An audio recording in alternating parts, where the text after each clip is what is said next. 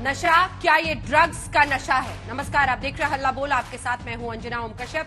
आर्यन खान की गिरफ्तारी के बाद एनसीबी ने चंकी पांडे की बेटी और बॉलीवुड की नई नवेली हीरोइन अनन्या पांडे पर नजर टिकाई है। उनसे पूछताछ हो रही है, हालांकि उन्हें आरोपी नहीं बनाया गया है। अनन्या पांडे से अभी एनसीबी दफ्तर में पूछताछ कर रहे हैं खुद समीर वांकड़े, जोनल डायरेक्टर एनसीबी के। दरअसल अनन्या से जांच एजेंसी ये जानने की कोशिश कर रही है कि आखिर इस पूरे मामले में कितने किरदार थे, ड्रग्स का कनेक्शन कहां कहां तक पहुंचा हुआ था।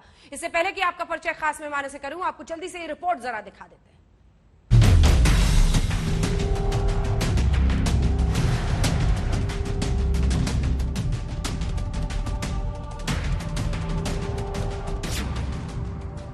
मामला चंकी पांडे की बेटी और आर्यन खान की दोस्त रही अनन्या पांडे तक पहुंच गया। क्रूज ड्रग केस में बॉलीवुड की नई नवेली हीरोइन को एनसीबी ने तलब कर लिया। खबर है कि एनसीबी ने अनन्या पांडे के फोन जब्त कर लिए हैं। इन्वेस्टिगेशन है, इन्वेस्टिगेशन में क्वेश्चनिंग के लिए लोगों को बुलाया जाता है। इसका ये मतलब नहीं कि वो कल्प्रिट हैं या वो ही इन्वॉल्वमेंट है। तो यहाँ पर क्वेश्चनिंग में विटनेसेस को भी बुलाया जाता है, क्वेश्चनिंग में सस्पेक्ट्स को भी बुलाया जाता है। अनन्या को दोपहर 2 बजे एनसीबी के दफ्तर में पहुंचना था, लेकिन वो करीब 2 घंटे की देरी से पहुंची। लेकिन शायद उन्हें पता है कि अभी कई चक्कर लगाने पड़ सकते हैं, लिहाजा उन्होंने आने वाले कुछ दिनों में अपने सारे शेड्यूल कैंसिल कर दिए हैं। बहरहाल अनन्या पांडे से पूछताछ का मतलब है कि एनसीबी की जांच का दायरा बढ़ गया है।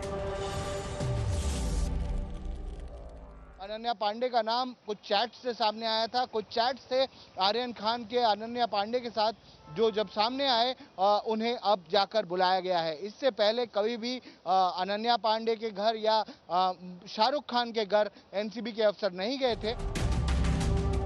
जांच एजेंसी का शिकंजा भी कसता जा रहा है। केस के जांच अधिकारी वीवी सिंह के साथ एनसीबी की एक टीम शाहरुख खान के घर मन्नत पहुंची। शाहरुख के सुरक्षा कर्मियों ने दोनों को बाहर गेट पर रोक दिया। थोड़ी देर बाद बंगले से एक महिला बाहर आई और जांच अधिकारी को अंदर ले गई। दूसरे अधिकारी बाहर ही खड़े रहे। एनसीबी अधिकारी को मन्नत के भीतर ले जाने वाली महिला ने शाहरुख के मैनेजर पूजा ददलानी को फोन करके बुलाया। तब जाकर जांच अधिकारी ने उन्हें एक नोटिस दिया। बताया जा रहा है कि एनसीबी ने आर्यन से जुड़े कई दस्तावेज और इलेक्ट्रॉनिक गजेट जमा करने के लिए कहा है। नारकोटिक्स कंट्रोल ब्यूरो के अफसरों से जो हमारी बातचीत हुई उसमें उन्होंने ये साफ किया है कि मन्नत पर किसी तरीके की कोई रेड नहीं हुई और वहां पर कुछ लीगल डॉक्यूमेंट लेने के लिए एनसीबी के अफसर मन्नत पहुंचे थे। एनसीबी की टीम के मन्नत पहुंचने से पहले Shahrukh Khan Arthur road jail पहुंचे। जिंदा दिल और बिंदास रहने वाले शाहरुख के चेहरे की रंगत उड़ी हुई थी। वो तनाव में और परेशान दिख रहे थे। जेल में शाहरुख ने बेटे आर्यन से मुलाकात की, लेकिन बाप बेटे के बीच में दीवार मौजूद थी। जेल के खास सूत्रों ने आज तक को बताया कि पिता से मिलकर आर्यन बेहद भावुक हो गए।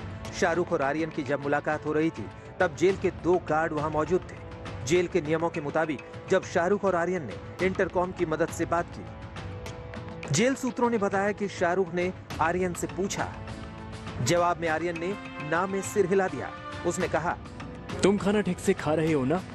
मुझे जेल का खाना अच्छा नहीं लगता। इस पर शाहरुख ने जेल अधिकारियों से पूछा, क्या हम आर्यन को घर का खाना दे सकते हैं? इसके लिए आपको कोर्ट की इजाजत लेनी होगी।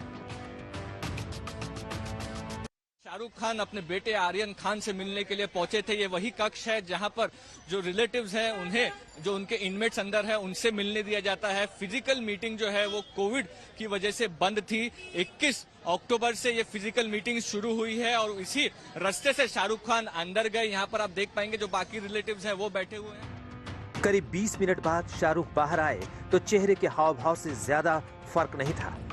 करीब 20 मिनट बाद शाहरुख जब बाहर आए तो चेहरे के हाव भाव में ज्यादा फर्क नहीं था। जेल के बाहर मुलाकातियों और दूसरे लोगों की भीड़-भाड़ के बीच उन्हें बाहर निकाला गया, लेकिन मीडिया के तमाम सवालों के बावजूद उन्होंने अपनी चुप्पी नहीं तोड़ी।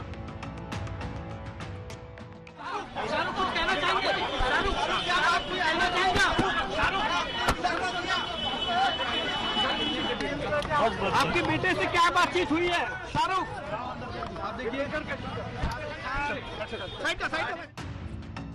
बुधवार को ही कोविड की पाबंदी में ढील दी गई, जिसके बाद रिश्तेदारों और वकीलों को बंदियों से मिलने की इजाजत मिली। शाहरुख पहले ही दिन अपने बेटे से मिलने पहुंच गए। उनका पहला ही नंबर था। पहला नंबर शाहरुख खान का था। वो यहाँ पर से गए और अंदर अपने डायरेक्ट गए मिलने के।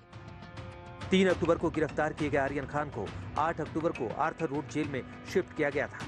अभी आर्यन को कुछ और दिन जेल में ही बिताने होंगे, क्योंकि बॉम्बे हाईकोर्ट ने आर्यन की जमानत याचिका पर सुनवाई के लिए मंगलवार का वक्त तय किया है। The matter is fixed for Tuesday. The High Court has agreed to a request for an early hearing. The ASG was present. ASG has said that he'll be ready on Tuesday. So we'll meet you all on Tuesday. अब 26 अक्टूबर को यह साफ हो जाएगा कि आर्यन को राहत मिलती है या उनकी आफत बढ़ती है। सौरभ बख्तानिया और दिव्येश सिंह के साथ मुस्तफा शेख, मुंबई, आज तक। आइए चर्चा की शुरुआत करते हैं। हमारे साथ प्रियंका चतुर्वेदी, शिवसेना की सांसद, जुड़ गई हैं। हमारे साथ राहुल नार्वेकर, जो कि विधायक हैं बीजेपी के, वो जुड़ेंगे इस पूरी चर्चा में। हमारे साथ उमाकांत मिश्रा, पूर्व असिस्टेंट डायरेक्टर एनसीबी के, जुड़ गए हैं। क्या वो कहते हैं दिलचस्प होगा जानना। अमन सिन्हा, वरिष्ठ वकील, उज्जवल निकम साहब, वरिष्ठ वकील, भी जुड़ेंगे। शहजाद खान, एक्टर। प्रियंका जी, मैं आपके साथ शुरुआत करना चाहती हूं। सेशंस कोर्ट ने बेल नहीं दी। जाहिर तौर पर एनसीबी ने जिस तरह से अपना मामला वहां पर रखा है, उसको लेकर वो कन्विंस थे कि वो सबूतों को के साथ छेड़छाड़ कर सकते हैं, बाहर आए, या जो भी वजह रही होगी, नहीं दी। दूसरी तरफ ये सवाल उठ रहा है कि क्या एक एक्टर के बेटे होने की सजा शाहरुख खान के बेटे को भुगतनी पड़ रही है। आज जिस तरह से मामला आगे गया है, अब अनन्या पांडे से भी पूछताछ हो रही है, क्या कहना है आपका? मेरा इसमें कुछ कहना नहीं है। एनसीबी अपना काम कर रही है। एनसीबी में कोई दखलंदाजी नहीं कर रहा है। आपने जो केस की शुरुआत में कहा, सेशंस कोर्ट ने कहा कि मामला और इन्वेस्टिगेशन के दायरे में जाता है, इसलिए बेल नामंजूर की, वो एक्चुअली इनकरेक्ट है। क्योंकि जब वो सेशंस कोर्ट में उनका बेल रिजेक्ट हुआ था, वो इसलिए हुआ था क्योंकि कोई टेक्निकलिटी की वजह से डिस्ट्रिक्ट कोर्ट में जाकर इसकी हियरिंग हुई थी। डिस्ट्रिक्ट कोर्ट ने उस पर फर्दर उनको रिमांड के लिए, कस्टडी के लिए दिया है। तो इन्वेस्टिगेशन जारी है। आप देख रहे हैं कि एनसीबी अपना काम कर रही है। केंद्र सरकार या राज्य सरकार इसमें इंटरफेयर नहीं कर रही हैं। मैं मानती हूं जो भी सेलिब्रिटी बच्चे हैं, उनमें से किसी के पेरेंट्स उसमें दखलंदाजी नहीं कर रहे हैं। जो लॉ एंड ऑर्डर है उसको पालन किया जा रहा है। तो आई वुड होप कि जो भी इन्वेस्टिगेशन है, जो ड्रग माफिया इस देश में चल रहा है, जो नार्को टेररिज्म की बात चल रही है, जो आपकी खुद की मैगजीन इंडिया टुडे मैगजीन ने भी उसके बारे में काफी कवर किया था, तो जो वो मेन प्रॉब्लम है हमारे देश की, जहां पे इजी एक्सेस टू ड्रग्स मिल रहा है और इजीली अवेलेबल हो रहा है, उस पे अगर एनसीबी, क्योंकि हमारे देश की एपेक्स बॉडी है, एंटी ड्रग बॉडी है, वो उस पे ध्यान देगी और इससे ये माफिया ब्रेक होगा, हम उम्मीद करते हैं उस पे चलेगी। अनफॉर्चुनेटली पिछले 1 साल से हम देख रहे हैं कि इंडिविजुअल जो कंजम्पशन में हैं या कंज्यूम नहीं कर रहे हैं या उनके व्हाट्सएप चैट पाए गए हैं, उन पे ज्यादा कार्रवाई हो रही है। उम्मीद है कि आने वाले समय में ऐसे ड्रग माफियाज हम ब्रेक कर पाएंगे, जिनकी वजह से आज हमारे देश के बच्चे, जो युवा हैं, उनको इजी एक्सेस टू ड्रग्स मिल रहा है, हार्ड ड्रग्स। प्रियंका जी, इससे पहले कि मैं उज्जवल निकम साहब के पास जाऊं, एक और सवाल है मेरा, क्योंकि महाराष्ट्र विकास अघाड़ी की सरकार चल रही है और नवाब मलिक ने लगातार मोर्चा खोला हुआ है एनसीबी के खिलाफ। उन्होंने पहले गोसावी को लेकर सवाल खड़े किया कि बीजेपी का सदस्य था, वहां सेल्फी क्या खिंचवा रहा था, वो तब से दिख नहीं रहा है। उस पर महाराष्ट्र पुलिस की तरफ से एक मामला दर्ज हुआ है। आज उन्होंने कहा कि समीर वानखड़े, जो कि जोनल डायरेक्टर हैं, वो मालदीव्स और अलग अलग मुल्कों में गए थे कोविड के दौरान फिल्म स्टार्स के साथ, तो ये साजिश है, षड्यंत्र है। वो तो सीधा आरोप लगा रहे हैं एनसीबी की जांच पर। आप सहमत हैं?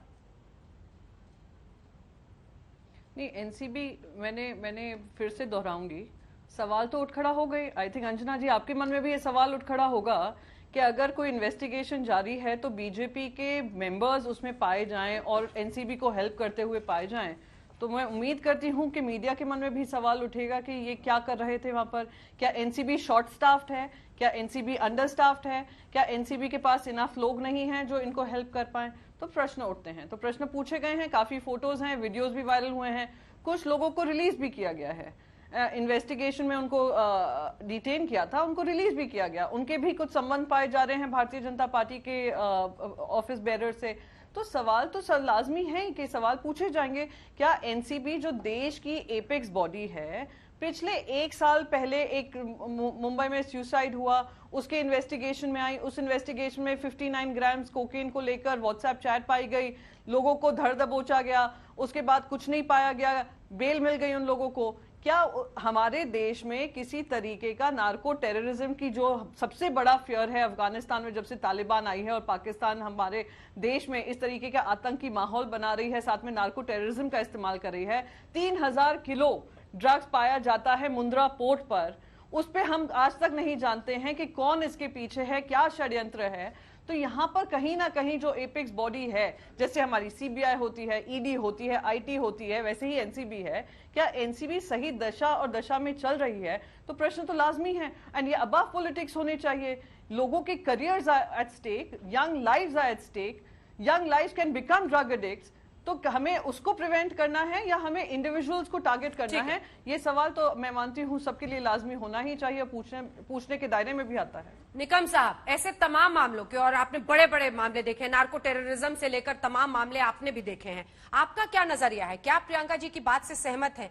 क्या जो जावेद अख्तर कह रहे हैं कि सेलिब्रिटी होने की सजा भुगतनी पड़ रही है, फिल्म इंडस्ट्री पर टारगेट होता है, वहां इतनी बरामदगी होती है, पता ही नहीं चलता कहां गया, क्या हुआ, नहीं हुआ, क्या आपको भी ऐसा लगता है? क्या एनसीबी उसके बाद सेशंस को, मतलब जिस तरह से पूरा मामला आगे चल रहा है, बेल नहीं मिली है उसे, 17 दिन से जेल में है और आगे ट्यूसडे को अगली सुनवाई होगी, क्या टारगेट किया जा रहा है? सेलिब्रिटी का बेटा होने की सजा है या फिर तह तक जाने के लिए जरूरी है? निकम साहब। अंजना जी, मैं पहले ये बात साफ करना चाहता हूं कि जब भी कोई बॉलीवुड से मैटर जुड़ जाती है तब वहां सियासत होती है।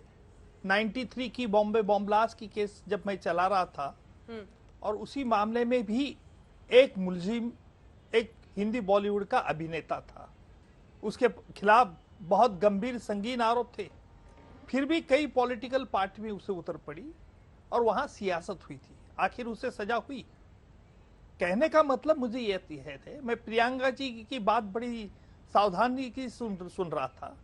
एक लॉयर है लेकिन वो पॉलिटिकल लीडर भी है और इसलिए उन्होंने आज दोनों तरफ से अपनी दलील पेश की। एक देखिए, मैं मानता हूं कि ब्यूरो के पास जो भी आज सबूत है, जो बंबई के सेशंस कोर्ट ने मान लिया कि यह प्राइमा फेसी सफिशिएंट एविडेंस है, और इतना ही नहीं तो ये भी कोर्ट का मानना था कि अगर इस वक्त जमानत मिली तो शायद सबूतों में छेड़छाड़ होने की संभावना है और इसलिए वो जमानत न खाए। अभी हमें देखना ये है कि ये सिर्फ व्हाट्सएप चैट क्या सफिशिएंट सबूत है या नहीं, इसका हाईकोर्ट को फैसला करना है। और इसीलिए आज जो ब्यूरो ने जिस तरह से समन्स जारी किया है शाहरुख के बंगले पर जाने के बाद, और क्या आर्यन के पास और कौन कौन से इलेक्ट्रॉनिक गैजेट थे, इसके वो खंगालने की कोशिश कर रहे हैं, क्योंकि ब्यूरो इस प्रकार एक कोरॉबरेटिव एविडेंस कलेक्ट करना चाहती है। देखिए, व्हाट्सएप चैट्स में क्या लिखा है, किस तरह से डिटेल आया है, ये बात अभी ब्यूरो ने पूरी तरह से साफ जाहिर नहीं की है, लेकिन ब्यूरो का यह मानना है कि इसमें से उनकी आर्यन खान की तार कहीं फॉरेन से तो जुड़ी नहीं। क्या हमारे देश में जो ड्रग्स आते, क्या उसमें क्या उनको पता है कौन लाता है, किस लाता है? तो अभी कहना यह बहुत मुश्किल है कि यह बात गहरी कहां तक चली जाएगी। देखिए, सुशांत सिंह की जब मामला हुआ था तभी सब कह रहे थे कि सुशांत सिंह नर्वस हुआ, ये हुआ, ड्रग्स लेने लगा। तो हमने ये भी देखा है कि बॉलीवुड के बड़े बड़े एक्टर एक्ट्रेस ये ड्रग के आहारी चले गए, और इसलिए मुझे लगता है कि इस पे सियासत की बात होनी नहीं चाहिए। हमें एजेंसी को कुछ वक्त देना चाहिए ताकि दूध का दूध पानी का पानी हो जाए। लेकिन सर, क्या ये यूजुअल है कि समीर वानखड़े जोनल डायरेक्टर है, मैं एक सवाल पूछ रही हूं आपसे कि एक जगह अगर बेल रिजेक्ट हो तो वो सत्यमेव जयते ट्वीट करें। हमने देखा है फिल्म स्टार्स ये वो इधर उधर के लोग करते रहते हैं, लेकिन जब आप एक पद पर होते हैं, जब आप एक जिम्मेदारी के साथ एक जांच को ले जा रहे हैं, उज्जवल साहब, ये नॉर्मल है या बड़ा पर्सनली ले रहे हैं वो पूरे मामले को? अब उन पर पर्सनल आरोप भी लग रहे हैं। नवाब मलिक बैठ के कहते हैं कि वो तो विदेशों में घूमते थे कोविड के टाइम में कुछ स्टार्स के साथ, कॉन्स्पिरेसी की थ्योरी वो प्रमोट कर रहे हैं। इस पर क्या कहना है आपका?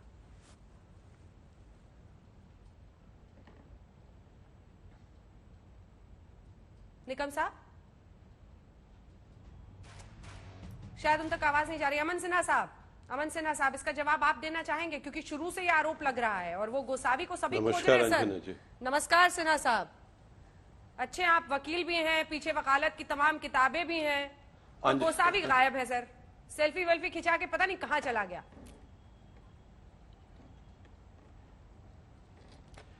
अंजना जी, आपने जो प्रश्न पूछा है इसका कहीं पे भी केस के आर्गुमेंट्स में कोई जिक्र नहीं आया, डिफेंस ने भी नहीं लिया है। तो मुझे लगता है कि जैसा आपने कहा that we should stick to legal principles, हम लोग इस जजमेंट को भी एनालाइज करने में तो कोर्ट में जो होगा वैधानिक जो वो तो कोर्ट में होगा सर। मैं सवाल इसलिए पूछ रही हूँ क्योंकि आरोप लग रहा है कि क्या बीजेपी इन्फ्लुएंस कर रही है। सीधा स्पष्ट सवाल आपसे पूछ रही हूँ। वही यहाँ पर करेंगे ना, लीगल मैटर्स तो कोर्ट में रखी जाएंगी दोनों के वकील की तरफ से। बीजेपी के इन्फ्लुएंस पर सवाल नवाब मलिक खड़ा कर रहे हैं, इसीलिए आपसे ये पूछ। जी सिन्हा साहब। नहीं, तभी मैं कह रहा हूं अंजना जी, ये पूरी तरह से बेसलेस है, बेबुनियाद है, फ्रिवलस आरोप है। और अगर कोई तथ्य होता तो इस तरह के आरोपों को आप देखते कि कोर्ट में भी डिफेंस काउंसिल लेते। तो इसीलिए मैंने कहा अंजना जी कि ये जवाब देने के लायक नहीं है। पर मैं जजमेंट पर जरूर कहना चाहूंगा अंजना जी कि मेट्रोपॉलिटन मजिस्ट्रेट ने स्पष्ट रूप से कहा है कि आर्यन खान जो हैं वो कॉन्शियस पोजीशन में थे ड्रग्स के। उनके जो मित्र हैं उनके पास कहां पे ड्रग्स छिपे हुए हैं ये भी जानकारी में था। यही नहीं, कॉन्स्पिरेसी में वो पूरा जो एक रनिंग थ्रेड है वो सभी अक्यूज को जोड़ता है। कमर्शियल क्वांटिटी का सीजर हुआ है और कुछ जो इंटरनेशनल जो उसमें ड्रग डीलर्स हैं उनके भी डायरेक्ट जो है इंटरैक्शन ऐसा पाया गया कि अक्यूज्ड वन से ऐसा जजमेंट में इमर्ज कर रहा है। उसके अलावा उनका वॉलंटरी स्टेटमेंट भी है रिकॉर्ड पे, जिसपे स्पष्ट रूप से वो कहते हैं कि वो और उनके मित्र जो हैं इसको कंज्यूम करने वाले थे। तो कोर्ट ने इन्हीं सब तथ्यों को ध्यान में रखते हुए और जो सेक्शन 37 का रिगर है एनडीपीएस एक्ट में, हम सभी लोग जानते हैं अंजना जी जो उसके ऑब्जेक्टिव्स हैं, जो उसकी स्कीम है कि किस तरीके से ड्रग मेनेस को डिस्करेज किया जाए, इरेडिकेट किया जाए। तो ये सेक्शन 37 का जो रिगर है उस टेस्ट को नहीं पास कर पाए। कोर्ट इस समय जो एविडेंस देख के इस स्थिति में नहीं है जो कह सकती कि ये जो है ये आरोप प्राइमा फेसी इनके ऊपर नहीं लगता है। और इसीलिए जो बाकी जितने भी जजमेंट हैं, चाहे शोभिक चक्रवर्ती का हो चाहे नवाज खान का हो, जहां पे कि बॉडी या पर्सन से रिकवरी नहीं हुई, तभी भी उन लोगों की बेल रिजेक्ट की गई क्योंकि वो एक इंपॉर्टेंट लिंक थे। क्योंकि कंजम्पशन रिकवरी के अलावा जो इसका प्रोक्योरमेंट और डिस्ट्रीब्यूशन है और एक इंपॉर्टेंट लिंक एक पूरे चेन में होना, ये भी एक महत्वपूर्ण एस्पेक्ट है। इन सभी बातों को ध्यान में रखते हुए उनकी बेल को वीवी पाटिल ने रिजेक्ट किया है, जो स्पेशल जज एनडीपीएस हैं, और बहुत डिटेल्ड और वेल रीजन्ड ऑर्डर दिया है। ठीक है सर, मैं लौट रही हूँ। प्रियंका जी इसका क्या जवाब देती हैं वो भी हम अपने दर्शकों को सुनाएंगे। इस बीच आपको बता दें, पूछताछ के बाद एनसीबी दफ्तर से अब जो अभी तक समझ में आ रहा है निकलने की तस्वीरें आ रही हैं, तो आप समझ लीजिए कब लगभग 3:30-4 बजे से उनकी ये पूछताछ चल रही थी।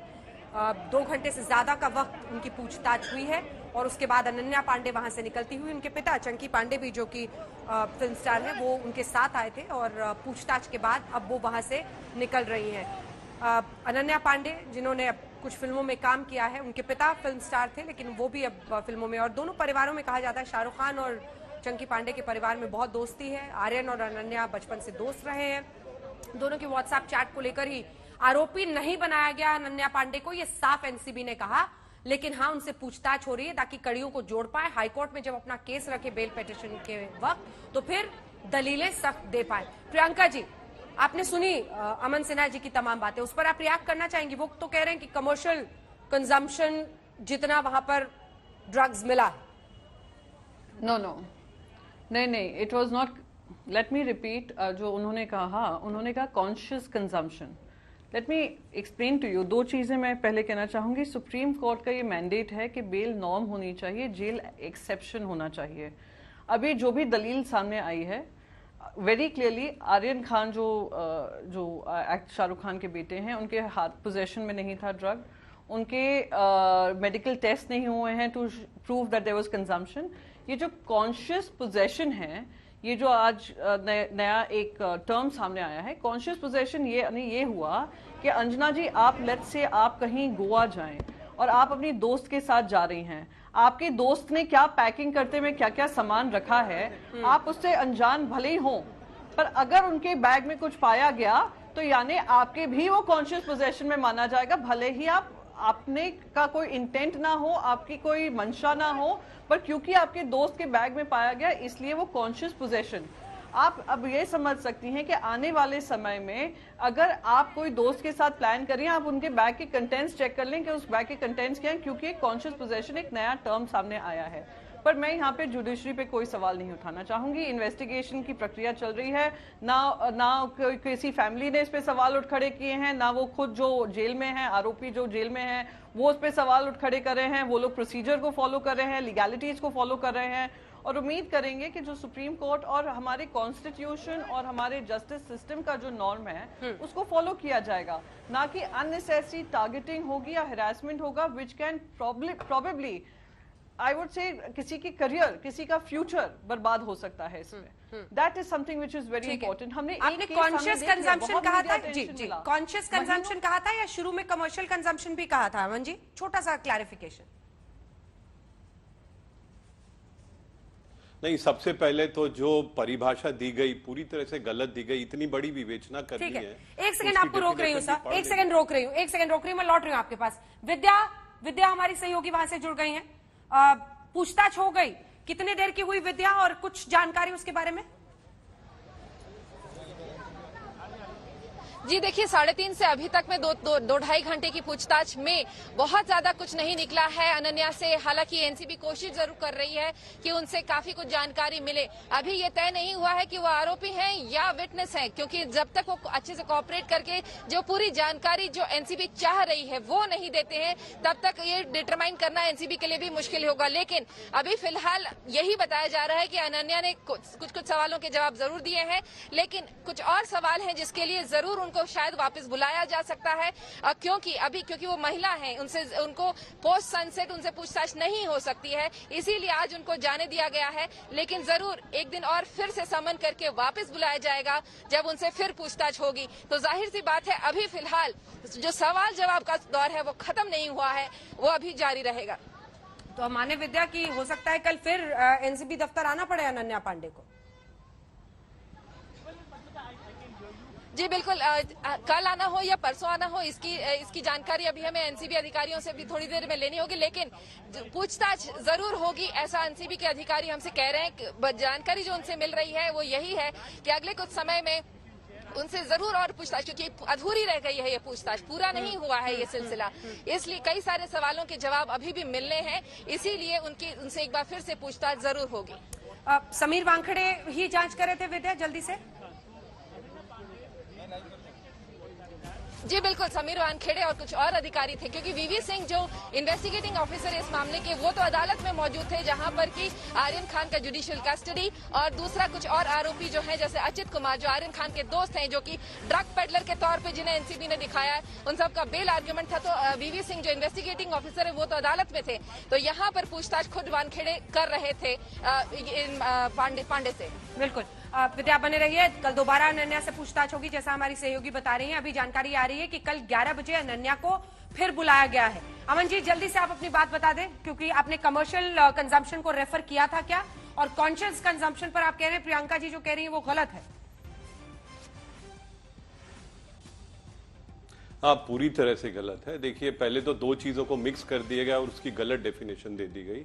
कॉन्शियस पोजेशन ये आज से नहीं है, एनडीपीएस एक्ट जब से है तब से है।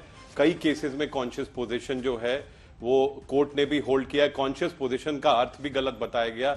इसका अर्थ ये नहीं होता है कि आपके मित्र ने अपने बैग में क्या पैकिंग कर ली उसके लिए आप जिम्मेवार हैं।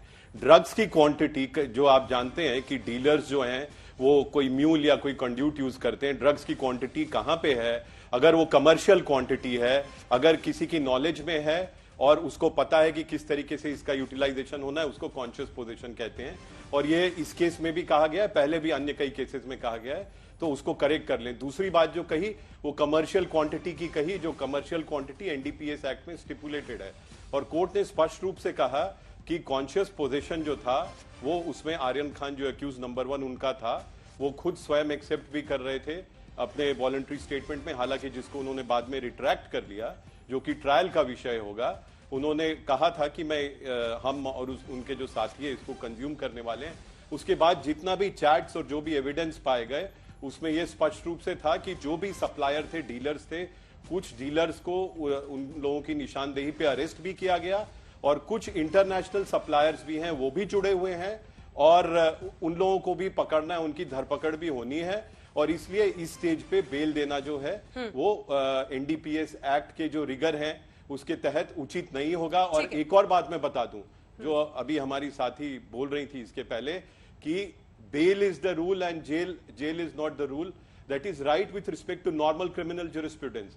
एनडीपीएस जो है वो स्पेशलाइज्ड एक्ट है, ऑब्जेक्टिव है कि नारकोटिक और जो ड्रग्स और साइकोट्रोपिक सब्सटेंसेज हैं उनका जो इरेडिकेशन करना, और इसीलिए सेक्शन 37 के तहत बेल के रिगरस नॉर्म्स हैं।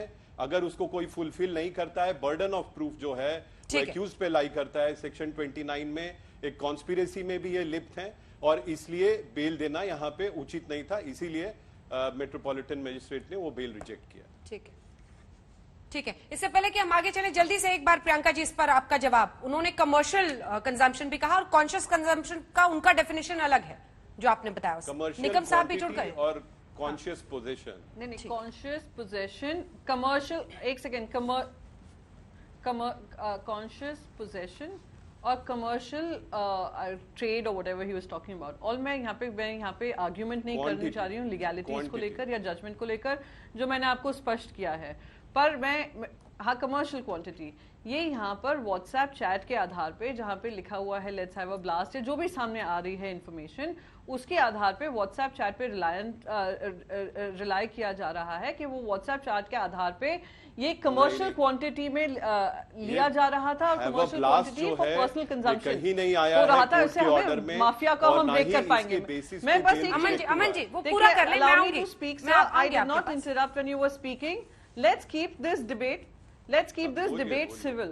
Let's keep this debate civil. I did not interrupt. It's all right. Do not put commercial quantity को ये लोग break कर पाएंगे through the WhatsApp chat. I did not put.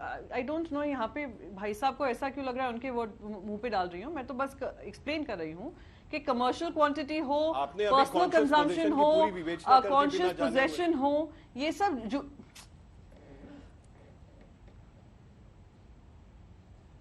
Ma'am allow him to speak.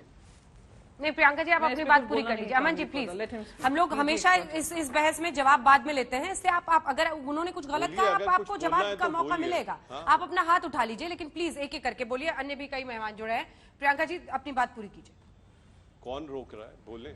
चलिए, बड़ी खुशी हुई कि उन्होंने मुझे परमिशन दे दी बोलने की, पर मैं यहाँ पर बस एक चीज कहना चाहूंगी, वो जुडिशरी के अंतर्गत मैडम आपको जो बोलना है बोलिए। आप खाली पर्सनल आरोप प्रत्यारोप में अभी आप ये बोल रही थी कि मैंने जो है कॉन्शियस क्वांटिटी और कमर्शियल पोजीशन बोला। Mister Sinha, please we do not need your dramatic. Actually अगर आपके पास कोई पॉइंट है बोलने के लिए तो बोलिए। आई विल जस्ट अंजना जी बोलिए। अंजना जी, कमर्शियल ट्रांजैक्शन और कॉन्शियस पोजेशन का कंफ्यूजन आपको था, मुझे नहीं था। आप इनको क्लियर कर दीजिए। आपने मुझसे कमर्शियल कहा था तो मैंने कहा नहीं, the word was conscious possession. I will just repeat one thing, वो जुडिशरी जो करना है वो उनका काम है, वो करेंगे। बेल एक्सेप्ट करना है, रिजेक्ट करना है, वो जुडिशरी के अंतर्गत आता है। हमारे सवाल बड़े हैं। यहाँ पे सवाल ये है, एपेक्स बॉडी इस देश की एनसीबी है, नारकोटिक्स ब्यूरो है। पिछले एक साल से हम देख रहे हैं कि 59 ग्राम कोकेन को जो व्हाट्सएप पे चैट होती है, ना पोजेशन में मिलती है ना कंजम्पशन में मिलती है, उसके आधार पे ये लोग कोई माफिया ब्रेक करने चले थे। अब तक हमारे पास कोई उसका जवाब नहीं है। अब ये नया केस सामने आया है। मैंने आपको शुरू के ओपनिंग स्टेटमेंट में ही कहा था, उम्मीद करती हूं कि ये शायद वो माफिया तोड़ पाएंगे जो नार्को टेररिज्म का देश में आधार बन गया है, जिस वजह से आज युवा पीढ़ी के पास इजी एक्सेस टू ड्रग्स है। दूसरी सवाल का जवाब जो नहीं मिल पाया है कि भारतीय जनता पार्टी के ऑफिस बेरर्स वहां पर क्यों मौजूद पाए गए थे और वो क्यों गायब हैं, उसका जवाब हमें मिल नहीं पा रहा है। Last but not the least, मैं यहाँ पर एक चीज कहना चाहती हूँ। एक बहुत बड़ा ड्रग ओवरहॉल हुआ था 3000 किलो का। उससे पहले भी एक इतना बड़ा कंसाइनमेंट आया था जो नहीं पकड़ा गया है और शायद देश के कोने कोने में पहुंच गया होगा because of these drug mafias. Why aren't we working on that? Apex body का काम होगा। मैं उम्मीद करती हूँ देश में सीबीआई हो, ईडी हो, आईटी हो, they will work in the larger interest of the nation. ठीक है, राहुल नार्वेकर जी जवाब दीजिए। जो सवाल जो सवाल प्रियंका चतुर्वेदी उठा रही हैं उस पर जवाब दीजिए। राहुल नार्वेकर, विधायक बीजेपी, दिखाइए विधायक जी। देखिए, जहां तक इस कार्रवाई की बात आती है, मैं आपसे कहना चाहूंगा कि ये कार्रवाई जो है वो पूरी तरह संविधान के दायरे में रहकर कानूनी तरीके से कार्रवाई हो रही है। काफी बार मैंने पिछले हफ्ते भर में काफी चैनल्स पे देखा है कि ये आरोप लगाया गया है कि शाहरुख खान के लड़के होने के कारण, बेटे होने के कारण इन्हें सॉफ्ट टारगेट बनाया जा रहा है।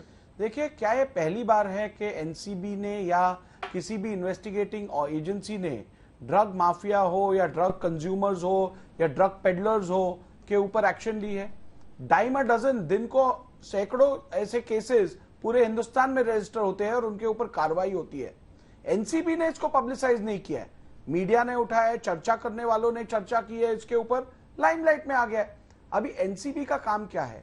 एनसीबी का काम है एक्शन लेना, अरेस्ट करना, एफआईआर फाइल करना, चार्जशीट फाइल करना, लेकिन कस्टडी देने का दायित्व, कस्टडी देने का पूरा निर्णय ये किसके पास होता है? जुडिशरी के पास होता है। अभी जुडिशरी ने prima facie case made out होने के कारण, प्राइमा फेसी केस बनने के कारण कस्टडी ग्रांट की है। कस्टडी ग्रांट करते समय इन डिटेल ऑर्डर दी गई है। अभी जिन लोगों को एनसीबी पे विश्वास नहीं है, जिन लोगों को न्याय प्रणाली पे विश्वास नहीं है, उनसे बहस करने में क्या पॉइंट है?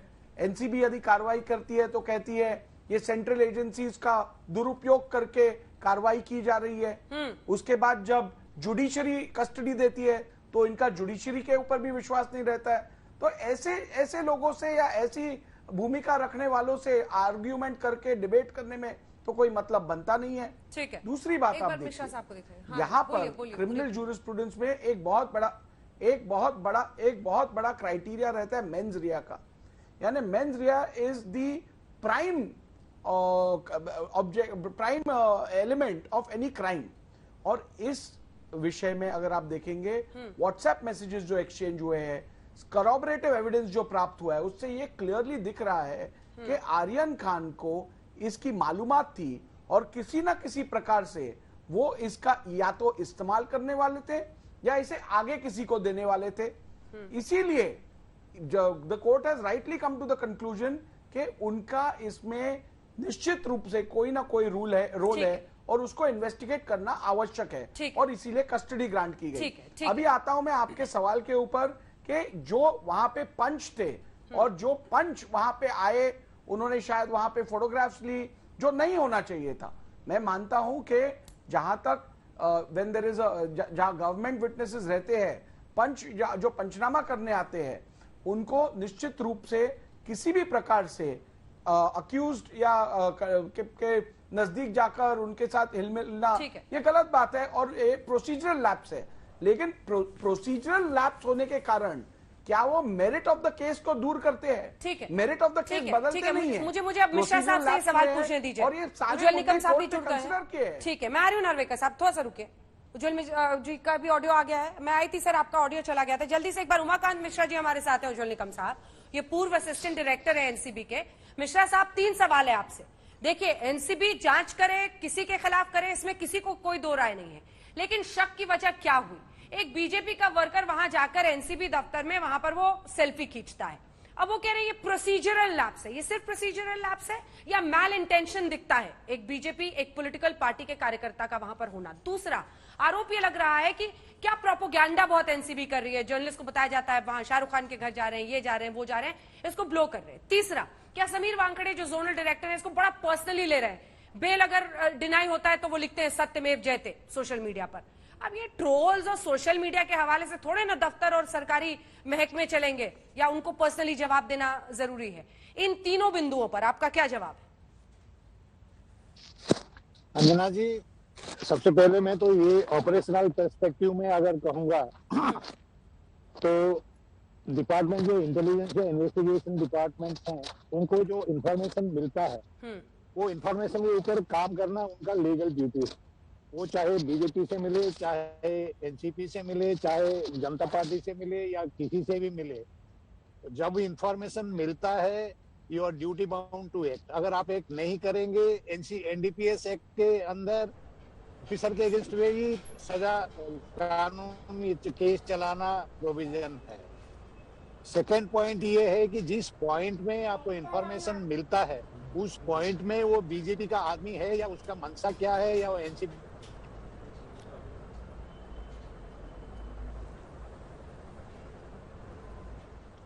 आवाज चली गई। ऑडियो कट रहा है सर, आपका ऑडियो कट रहा है, आपका ऑडियो कट रहा है। इस पर प्रियंका जी ने भी ये भी कहा था कि क्या एनसीबी में काम करने वालों की कमी थी कि वहां पर ऐसे लोगों को अंदर अनुमति दी गई थी। बहरहाल इस सबका जवाब मैं आपसे लूंगी।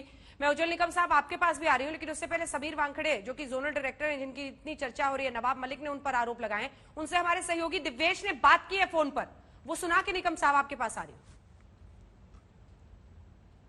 क्या कहना है? मेरा यही कहना है कि जो हमारे माननीय मंत्री साहब है ये पूरा गलत बात बोल रहे हैं। It is an absolutely lie. Maldives मेरे बच्चों के साथ में vacation, I have taken proper permission from the competent authority. I did not meet anybody और मुझे ज्यादा कोई क्लैरिफिकेशन देना नहीं है। ऐसी जो घटिया आरोप जो लग रहे हैं उसको मुझे कोई क्लैरिफिकेशन नहीं देना है। मैं माननीय न्यायालय के सामने जो मुझे प्रस्तुत करना मैं करूंगा। मेरे कंटिन्यू फैमिली पे अटैक किया जा रहा है, मेरी सिस्टर पे अटैक किया जा रहा है, मेरे फादर पे अटैक किया जा रहा है। सिर्फ सच्चाई के लिए लड़ने के लिए और एंटी ड्रग एक्टिविटी के लिए we will take appropriate action. Apart from that और भी काफी गलत एलिगेशन लग रहे हैं हमारे माननीय मंत्री की तरफ से। But anyway we will take legal course. हमारे अभी भी जुडिशरी है, जस्टिस का सिस्टम है, हम हेल्प लेंगे उनका। ठीक, थैंक यू। बोलो निगम साहब। निगम साहब, आपने सुनी उनकी बात। दरअसल नवाब मलिक ने कहा है कि वो अपने लोगों के साथ मालदीव्स गए थे, घूमने के लिए गए थे और कोविड के टाइम पर गए थे, कुछ फिल्म स्टार्स के साथ गए थे, जिसकी वजह से अब उनका ये रिएक्शन आया है। दो पक्ष है इसके। एक तो ये कि वो कह रहे हैं कि हम इसको लीगली उनको स्यू करेंगे या जो भी वो एक्शन ले जाएंगे। दूसरी तरफ आरोप ये लग रहा है कि क्या बहुत पर्सनली इस केस को ले रहे हैं, क्योंकि आप जर्नलिस्ट को ही देखिए, हमारे बच्चों से लेकर हर किसी पर आरोप तरह तरह के सोशल मीडिया पर लगाए जाते हैं। उनमें कहां तक कौन किसको जवाब देता फिरेगा। लेकिन दूसरी तरफ जिस तरह से ये मामला आगे बढ़ रहा है, वो सत्यमेव जयते लिखते हैं, तो वो भी एक सेंटर बन गए इस पूरे मामले में। इस पर आपका क्या नजरिया है जो उन्होंने जवाब दिया है अभी?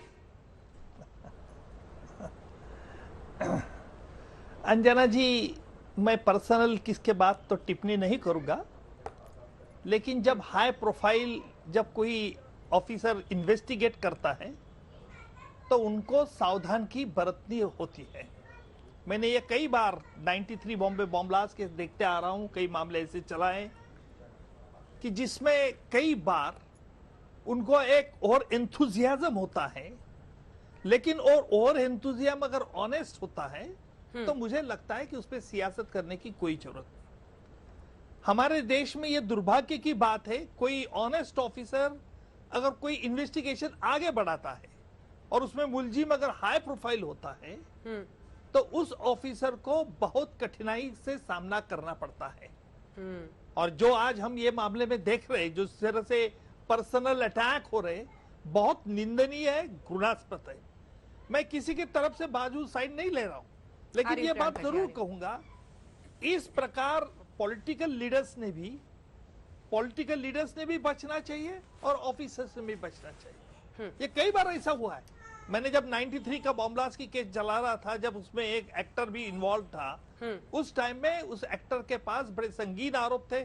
आखिर हमने वो साबित कर दिए।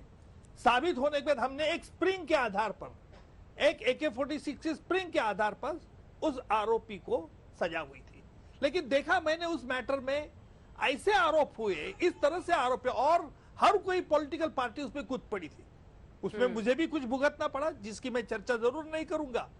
लेकिन यह बात जरूर है कि कानून को और एजेंसी को अपना काम करने देने की मुझे लगता है कि आज बहुत जरूरी है जी। और ये पॉलिटिकल लीडर्स को भी सुनाना चाहिए, ऑफिसर को भी सुनाना चाहिए। जिस प्रकार बयानबाजी होती है, बड़ी दुर्भाग्य बयानबाजी होती है, इतना ही मैं कहूंगा। प्रियंका जी, आप जो इस पर बोलना चाह रही थी। मैं तीन चीजें कहना चाहूंगी। एक तो भारतीय जनता पार्टी के प्रवक्ता और महाराष्ट्र के विधायक वो कह रहे हैं कि प्रोसीजरल लैप्स था to have 2 BJP office bearers एक ही जगह पर, जो अक्यूज थे उनका हाथ पकड़कर उनको एनसीबी ऑफिस लेकर जाया जा रहा था, हु वर पर्सनली इन्वॉल्व्ड। एक हमारे एनसीबी के पूर्व डायरेक्टर यहाँ पर कह रहे थे कि कोई भी टिप ऑफ दे, एब्सोल्युटली कोई भी टिप ऑफ दे किसी भी पॉलिटिकल पार्टी हो, एक्टिविस्ट हो, एनजीओ हो, मीडिया कर्मी हो, कोई भी टिप ऑफ अगर देता है तो एनसीबी की जिम्मेदारी होती है कि उस पर काम करे। पर उनको पर्सनली एस्कॉर्ट कर कर जो ऑफिस बेरर्स हैं उनका इस्तेमाल कर कर उन अक्यूज को लेकर आया जाए और उसके बारे में इंफॉर्मेशन जनता के सामने ट्रांसपेरेंट मैनर में नहीं रखी जाए, कहीं ना कहीं सवालों के घेरे में आता है।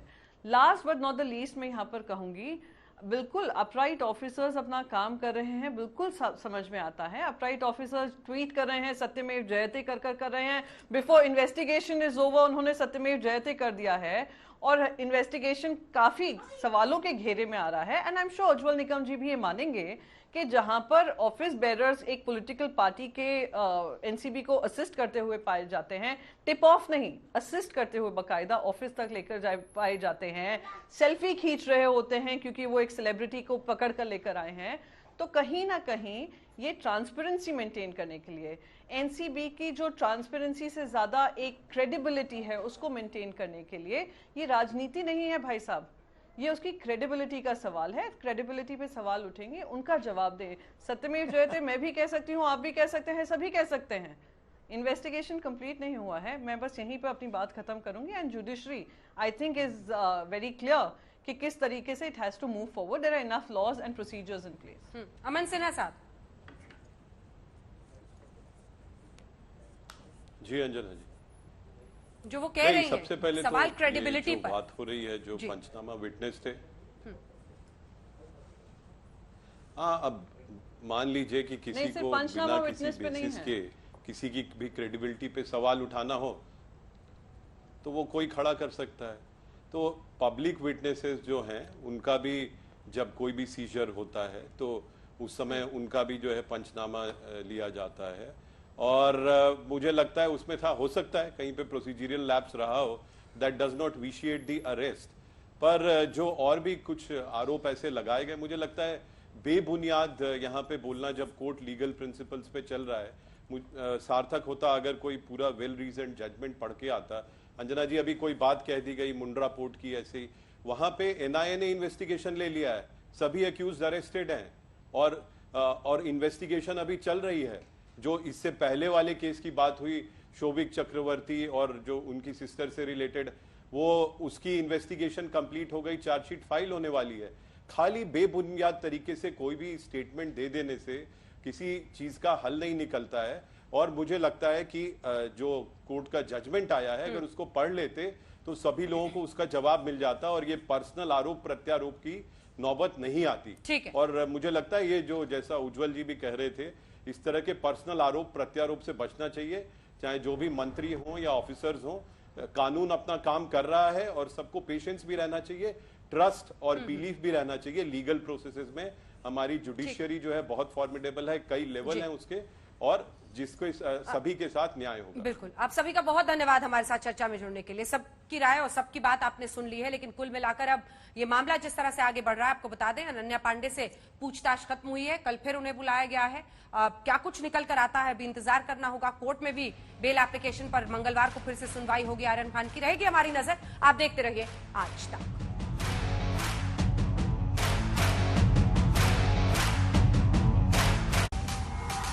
आज तक HD, सबसे तेज सबसे ज्यादा।